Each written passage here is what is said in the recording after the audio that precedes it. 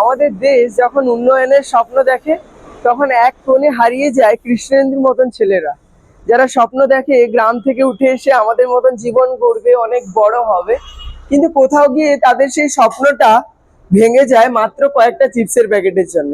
তাও আবার পড়ে থাকা চিপসের প্যাকেট, যা কুড়িয়ে নিয়েছিল ছেলেটা, সেটাকেই বলা হয়েছিল নাকি চোর।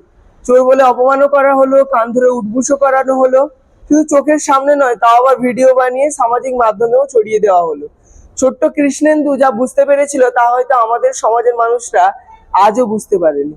সে খুব ভালো করেই জানতো যে অন্যায় যে করে আর অন্যায় যে সহে, তব ঘৃণা তারে যেন তিন সমদয়, কি তাই না? তাই তো সে অন্যায়কে কোনোদিন প্রশ্রয় দেয়নি। আজকের সমাজে আমরা যারা বড়রা বলি যে আমাদের ছোটবেলাটা বেশ অন্যরকম ছিল, আমরা ছোটবেলায় এটা করতাম ওটা করতাম, কোনো কিছুতে না বলতাম না। আজকের জেনারেশনটা পুরো শেষ হয়ে গেছে।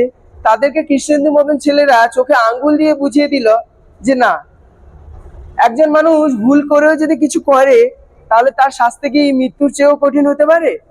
এ আমরা কোন সমাজে বাস করছি, যেখানে একজন নিরপরাধ শিশুকে কোনো যাচাই ছাড়াই চোর অপবাদ দেওয়া হয়?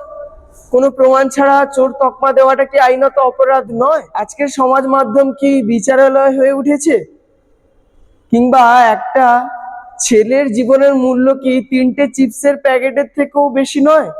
এই একটা ঘটনায় লুকিয়ে আছে এরকম হাজারটা প্রশ্ন। চাইল্ড প্রোটেকশন সিস্টেম কোথায় ছিল? স্কুল এবং স্থানীয় প্রশাসন বিভাগ কোথায় ছিল? কিংবা যারা ভিডিও বানিয়েছিল ওই সময় ওই জায়গায় দাঁড়িয়ে, সেটাকে আইনত অপরাধ নয়?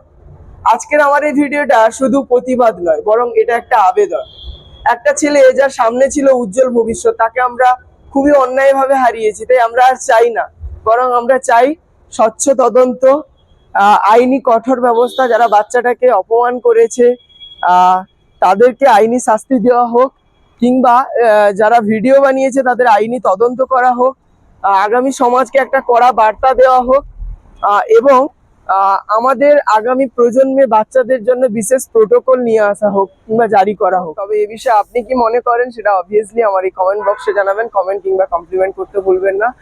আমাদের সবাইকে এক হতে হবে, চুপ থাকলে হবে না। এই ন্যায় বিচার যুদ্ধে সবাইকে লড়তে হবে, কারণ আমরা আর চাই না। আর ভিডিওটা বেশি বেশি করে শেয়ার করুন, আন্দোলনে সামিল হন। Justice for Krishnendu.